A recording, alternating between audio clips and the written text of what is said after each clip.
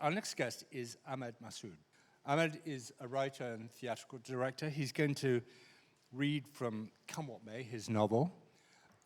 He's a Palestinian who's made his life in London, but he's also going to talk a bit about his life in Palestine. It's such a pleasure to be here.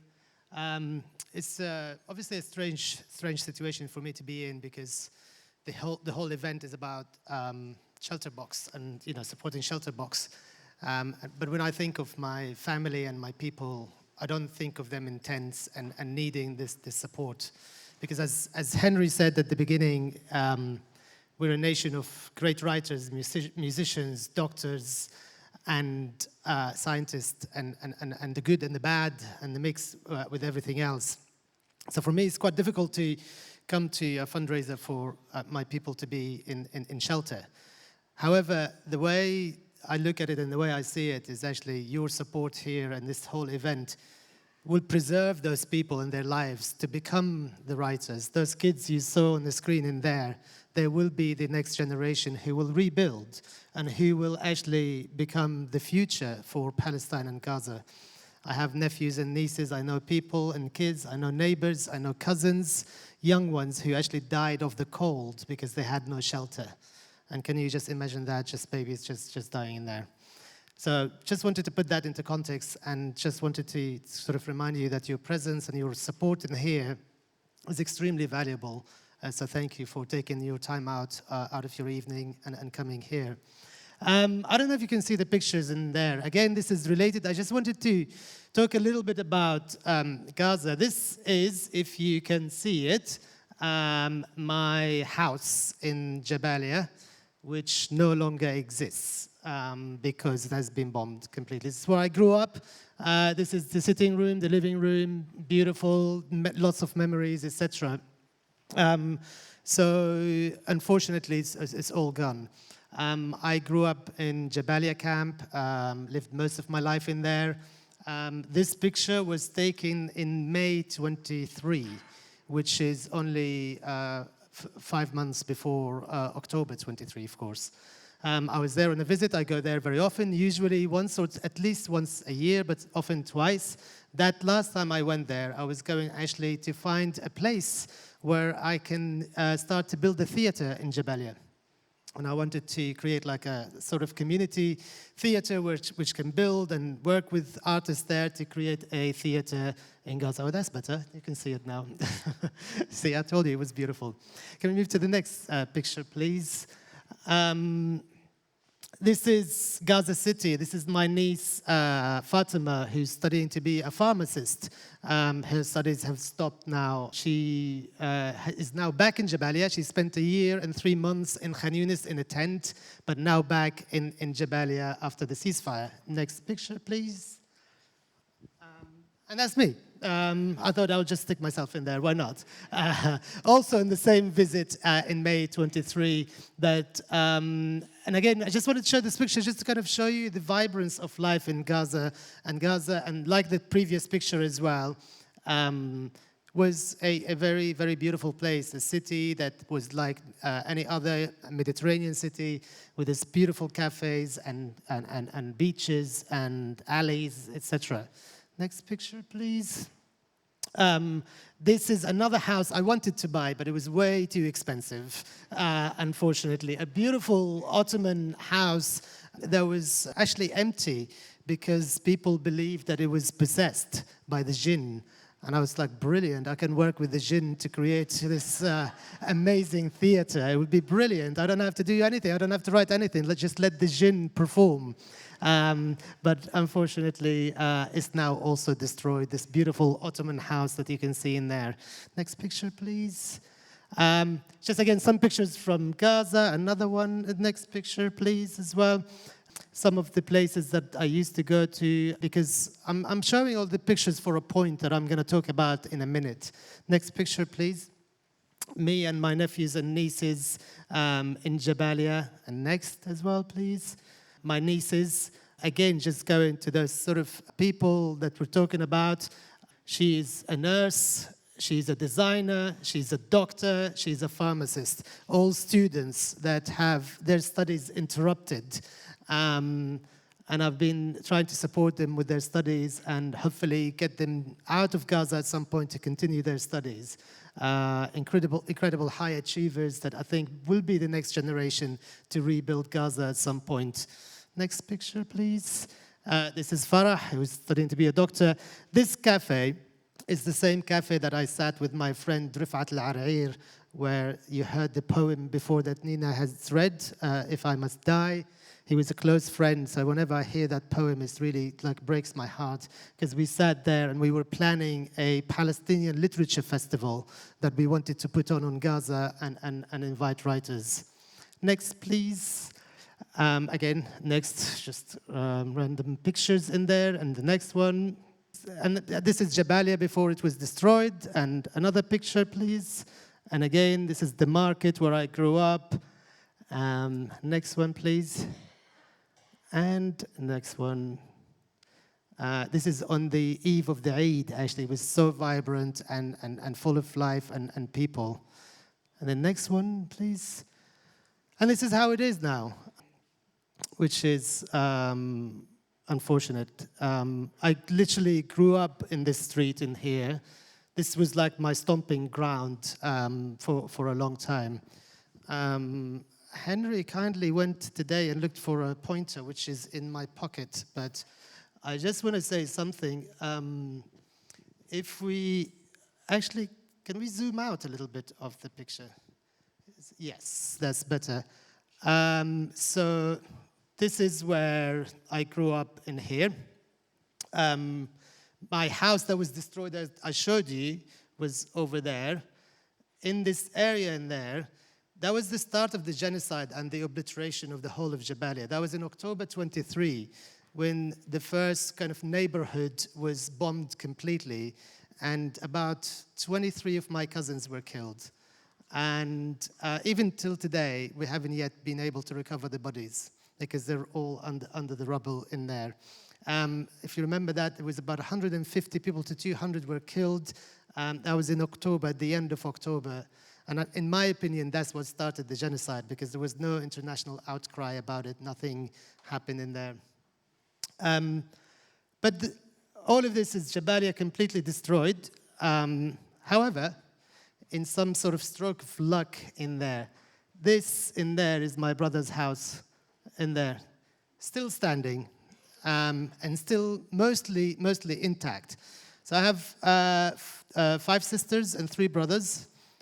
All of their houses, my parents' house, were destroyed, apart from this one brother in there, and that's his house over there, which for me is actually a symbol of Gaza, and a symbol of the rebuild, and a symbol of the hope, and the kind of, you know, I don't know if you know, but Gaza's official symbol is the phoenix, right? So if you go to Gaza City, you will see the main statue in Gaza City is the lower jaw of a phoenix, the bird, because we believe that when the bird is reborn from the ashes, the first thing that comes out is the lower jaw of that bird. And Gaza has been destroyed 6 times. This is the 7th time. So 6 times in history, this is the 7th time. So for me, this is actually a hopeful message. Sorry, I'm taking too long, actually. I'm sorry.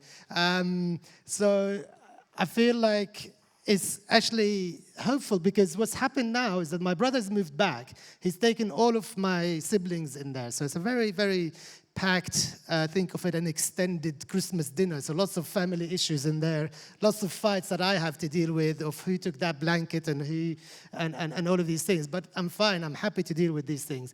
But what's happened here as well is that lots of people and his neighbors kind of like took that opportunity to go back and also kind of try to clean up, put some tents, and stuff, and people actually started to make the street a lot better than what it looks right here in there. I actually asked him for some pictures today, and he said he was going to send them to me, but there is no internet connection. It takes ages to load the pictures, but I would have loved to actually show you. Maybe next time, or I can just post it on social media if you want to, and you can see what the street, and actually it looks, from what they described, it looks really amazing. I think the next picture is very much similar. Yeah, it's just a zoom in here. But the reason I talked a lot about this is because for me, Gaza City is a place, it's a living place. It's not just the people. It's also the city, the street, the cafes, the place that we love. And for me, like I said at the beginning, you are here, you support this next generation, you preserve the people, you try to help the people. For me, I try to preserve Gaza and the city and what where I grew up, and the people and the nation, and the memories and the history of it as well. I was having a discussion with somebody recently, and we were noting about how literature and books, it doesn't change anything. Poetry doesn't change anything. It doesn't really make people's lives any better. But what it does is that it records that slow violence that is imposed on people, because we're all kind of bombarded, to use a better word, with so much violence and genocide practiced on Palestinians and civilians, and it's a little bit too much. You know, even for me, I can't watch it sometimes.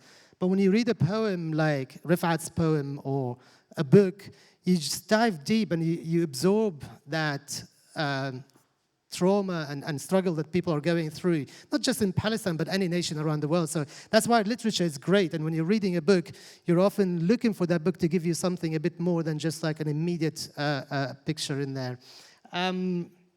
So for me, that's what I try to do. And my novel, Come What May, is actually set in Gaza, and it's kind of talks a lot about that.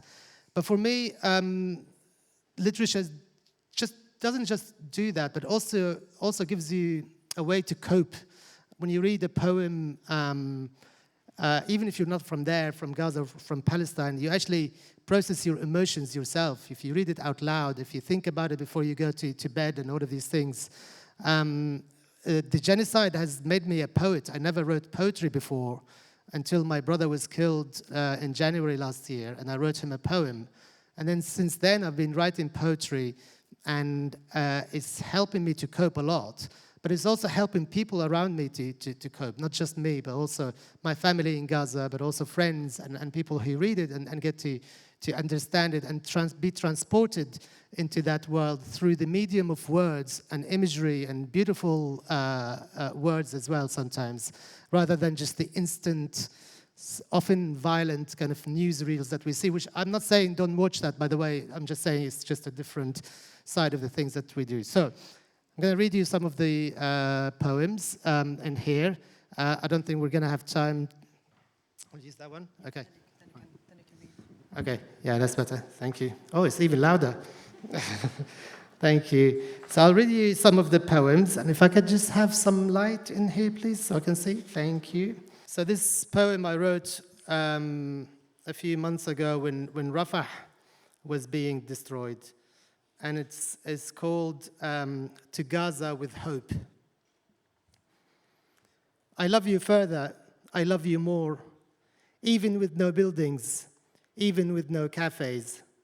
I love you further, I love you twice, once for your pride and twice for your strength.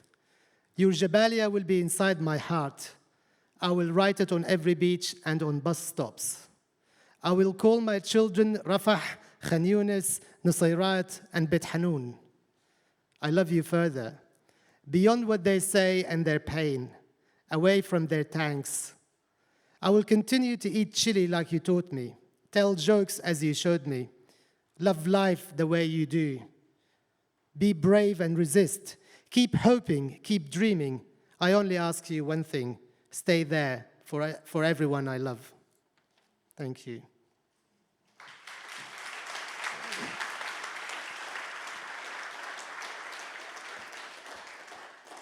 And this one, I wrote a lot of love poetry actually, and there, so trying to kind of imagine an imaginary lover in there. So a lot of it is to her in a way, this imaginary lover. And then as I wrote a few of these, I remembered the woman I first fell in love in Gaza, and I wonder what happened to her. And I still don't, and it's actually quite painful, to be honest with you. So this poem is for her. and it's called I Search for You. I search for you in between the living and in between the dead, between the body parts, between the rubble, in the sound bites and reports from refugee camps in Rafah. I look for you on all the news websites and GoFundMe pages. I once wrote your name on the sand of Gaza beach with a love heart symbol and an arrow piercing it in the middle, an A and an N at both ends. You called me silly. Where are the arrow and the heart now? I want to be silly again. Maybe you could be reading this now. Maybe you are writing this poem. Maybe I dreamt all of this. Thank you.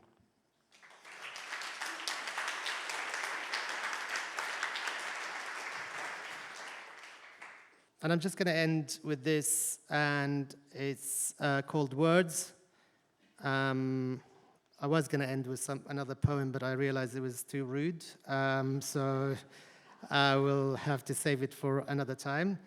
But I wrote this because as a Palestinian from Gaza, it's quite hard for people also to find the right words and say, and ask. Sometimes I go to work and people just don't ask, like, how are you today? Like, what's happening? How's your family? Because people just don't want to go there, which is understandable sometimes. But often what people say is that is this sentence that I heard so many times, which is, there are no more words. And I just kind of thought about that once, and I wrote this. She says, there are no more words. I don't know what to say. These are all words. Tell me I'm beautiful. Say it with your heart speaking, not your lips. Send me a postcard. Share my post, my pain, my story. Hope with me and lie to me. Paint a skyline on my prison cell. Let me choose the colors. Write my words in case I die. Turn them into stickers and put them on buses. Revolt. Keep going. Stop. Cry. Make love. Start again with the hope of the revolutionaries and dream of young lovers. Say the words, Free Palestine. Thank you.